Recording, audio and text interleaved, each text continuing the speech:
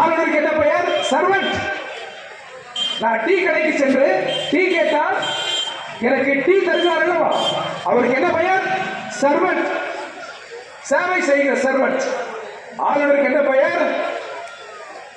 ஆளுநருக்கு கார் இருக்கலாம், பெரிய பங்களா இருக்கலாம், ஆளுநருக்கு அந்தஸ்து இருக்கலாம், ஆனால் அவருக்கு பெயர் சர்வன்ட் டு தி பீப்புள். இங்கே யார் எஜமான் என்றால் இதோ சாதாரண மக்கள் தான் இந்திய ஜனநாயகத்தின் எஜமானர்கள். நீங்கள் எல்லோரும் சர்வன்ட் டு தி பீப்புள். இப்படி அப்பட்டமாக நாடாளுமன்ற ஜனநாயகத்தின் குரல் விலையை நெரிக்கிறார். நான் நாட்டின் ஜனாதிபதியை பார்த்து கேட்கிறேன், 14 கேள்வி நீங்கள் கேட்கிறீர்கள் உயர் நீதிமன்றத்தை பார்த்து. நாங்கள் உங்களை ஒரு கேள்வி கேட்கலாமா? நீங்கள் ஜனாதிபதி, உலகத்தின் மிகப்பெரிய நாடாளுமன்ற ஜனநாயகத்தை கொண்ட நாடு இந்தியா. அதன் ஜனாதிபதி, அதன் குடியரசுத் தலைவர் நீங்கள். உங்களை இருகரம் கூப்பி வணங்குகிறோம், மதிக்கிறோம். உச்ச நீதிமன்றத்தை பார்த்து 14 கேள்வி கேட்கிற நீங்கள் உங்களை பார்த்து ஒரு கேள்வி கேட்க அனுமதிக்க வேண்டும். கேட்கலாமா? உலகத்தின் பெரிய நாடாளுமன்ற ஜனநாயகம் இந்தியா. படித்த கல்லூரி மாணவர்கள் இருப்பதால் நான் சொல்கிறேன், most tolerance democracy in the world. நம்மோடு யாரும் ஒப்பிட முடியாது. 1000 குறைகள் இருந்தாலும் இதுபோல் ஜனநாயக நாடு உலகத்திலே இல்லை. நாடாளுமன்றம் மூத்தது. இந்த நாடாளுமன்ற ஜனநாயகத்தை நமது முன்னோர்கள் செதுக்கியிருக்கிறார். அத்தகைய நாடாளுமன்றத்தில் மாண்புமிகு பிரதமர், பாரத பிரதமர் நரேந்திர மோடி அவர்கள் பிரதமராக பொறுப்பேற்ற பொழுது விவாத முறைகள் உண்டா? எதிர்கட்சிகளை கலந்து ஆலோசித்தாரா?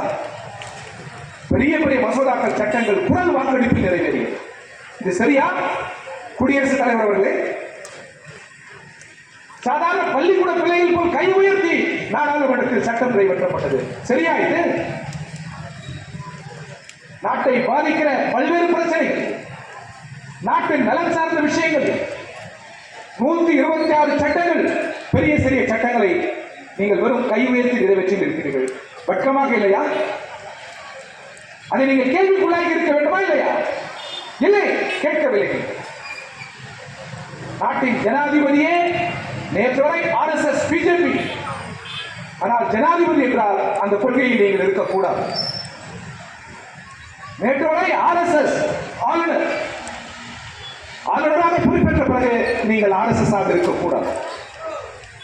நேற்று வரை RSS பிரதமர் மோடி அவர்கள் பிரதமர் என்று பொறுப்புக்கு வந்த பிறகு நீங்கள் RSS ஆக இருக்கக்கூடாது. அந்த பொறுப்பு அப்படி.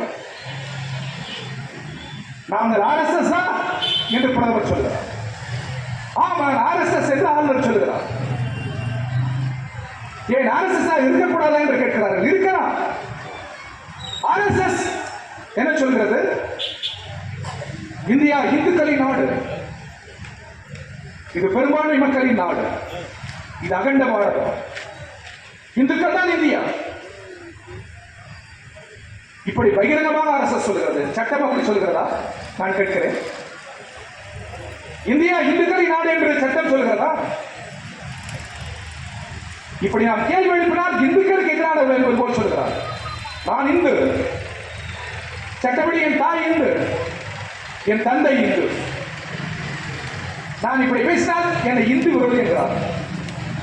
கம்யூனிஸ்டுகளுக்கு ஆலயங்கள் எதிரி அல்ல. நான் இப்பொழுது கூட அருகிலோ எதிரிலோ ஒரு ஆலயத்தை பார்த்தேன், மிக அழகாக இருந்தது. ஆலய வழிபாட்டுக்கு எதிரானவர்கள் அல்ல, ஆனால் எந்த மதத்தையும் சாராதவர்கள் கம்யூனிஸ்ட். அனைத்து மதங்களின் வழிபாட்டை மதிக்கிறவர்கள் கம்யூனிஸ்ட். அனைத்து மதங்களும் நல்லிணக்கத்தோடு வாழ வேண்டும் என்று நினைக்கிறவர்கள் கம்யூனிஸ்ட். மதத்தின் மீது எந்த பகையும் எங்களுக்கு இல்லை. நான் நாட்டின் ஜனாதிபதியை பார்த்து கேட்கிறேன், ஆளுநரை பார்த்து கேட்கிறேன், பிரதமரை பார்த்து கேட்கிறேன். இந்தியாவின் மதம் எது? சொல்ல முடியுமா? இந்தியாவிற்குள் 1 கோடி மதம் இருக்கும். இந்து மதம், அதுபோல் 1000 மதம் இந்தியாவில் இருக்கிறது. இந்தியாவின் மதம் எது? சொல்ல முடியாது. இந்தியா